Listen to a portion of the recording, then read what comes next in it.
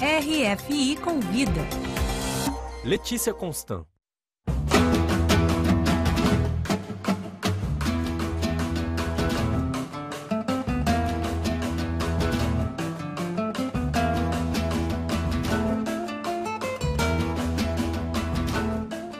O violonista gaúcho Rodrigo Nassif acaba de se apresentar na Inglaterra com seu quarteto, formado com Carlos Israel, Samuel Sibels e Leandro Schirmer. Considerado um dos músicos mais talentosos da sua geração, Rodrigo é hoje uma referência na paisagem da música instrumental no Brasil. De passagem por Paris, onde veio divulgar seu trabalho, ele veio aqui conversar com a gente. Olá, Rodrigo, tudo bom? Olá, tudo ótimo, Letícia.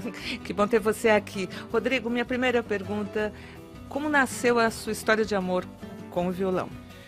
Eu diria que foi uma história de amor com a música. Primeiro com outros instrumentos. O primeiro instrumento de cordas que eu tive muita gana de tocar mesmo foi o contrabaixo.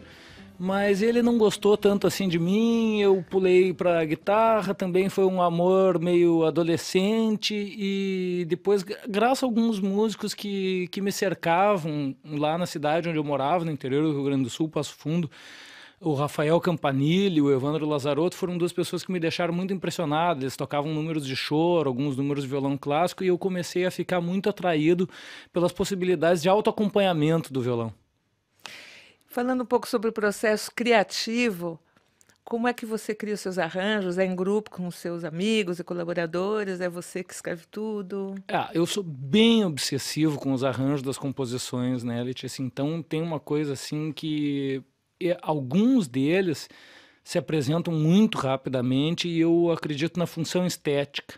Eu tenho essa busca seríssima pela função estética da música. Então, quando os arranjos são com o quarteto, várias vezes os guris levam para caminhos completamente diferentes do que eu tinha trazido. E eu aprendi com o tempo que quanto maior a diferença, mais rico fica o arranjo. E cada vez eles ficam com uma paleta de cores cada vez maior e com uma paleta de cores cada vez mais bonita. Dá um sentido também para a cooperação, né? Além do entrosamento, nessa altura do campeonato, ser uma coisa já telepática, já é uma metalinguagem, o jeito que a gente está se entendendo nos ensaios. E tem uma outra coisa também, a gente grava todas as músicas de todos os ensaios. E para o padrão de ensaio brasileiro, a gente ensaia, acredito eu, mais que a média. A gente leva ao pé da letra isso. E o Rodrigo Nassif Quarteto tem uma filosofia de fazer todos os shows como se fosse o mais importante de todos. Então... existe um rigor. Exatamente. Essa palavra é a adequada, é a palavra exata. Vocês têm 2 discos, você e seu quarteto, Todos os Dias de Outono e Mar de Dentro, elogiados por unanimidade pela crítica, mas o interessante é que eles foram incluídos até nas listas de melhores álbuns do ano, como pop, além de instrumental ou clássico, como pop.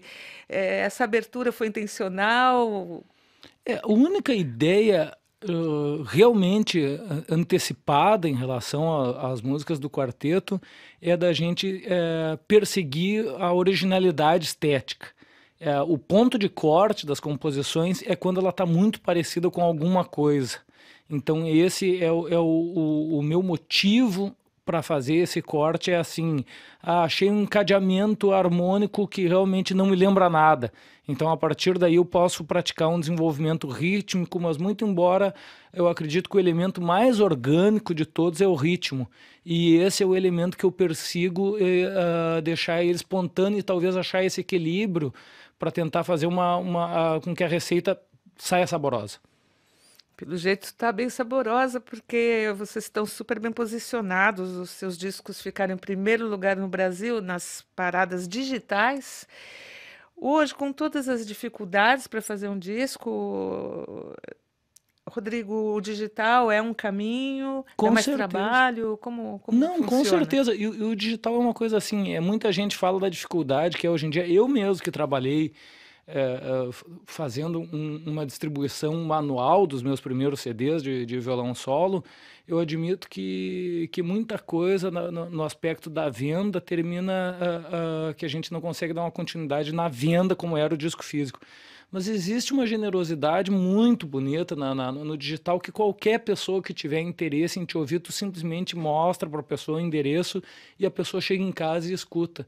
Então isso é uma loucura, isso manda o teu disco para todos os lugares do mundo. Por exemplo, antes de eu vir aqui, um site da Itália, o Argonauta, eles ficaram encantados com o nosso disco e ficaram sabendo que a gente vinha aqui uns dias antes e já colocaram para tocar na Itália, na Suíça. Então a distribuição digital ela tem esse lado bonito, que aí é a minha parte de enxergar o copo mais cheio do que vazio, né?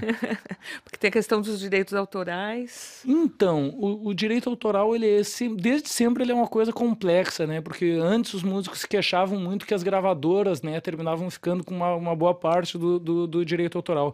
E hoje em dia quem fica é tua distribuidora digital.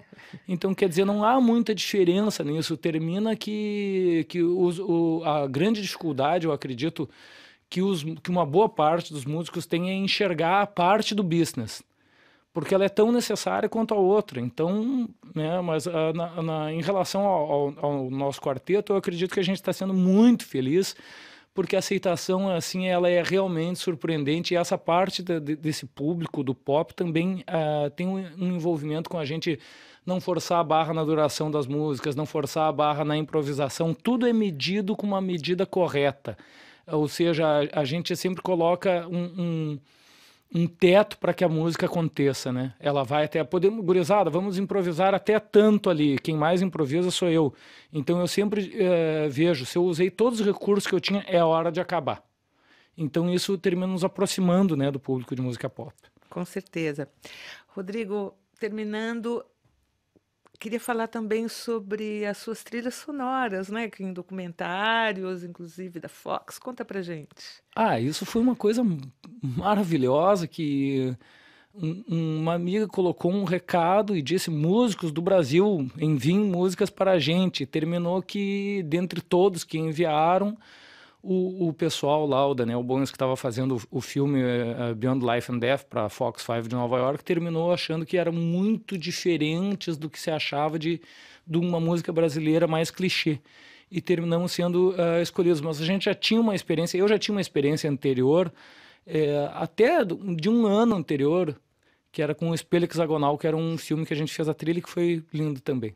Sensacional. Então, obrigada, Rodrigo Nassif, pela sua presença aqui nos estúdios da RF Brasil. Foi um prazer. Eu que agradeço.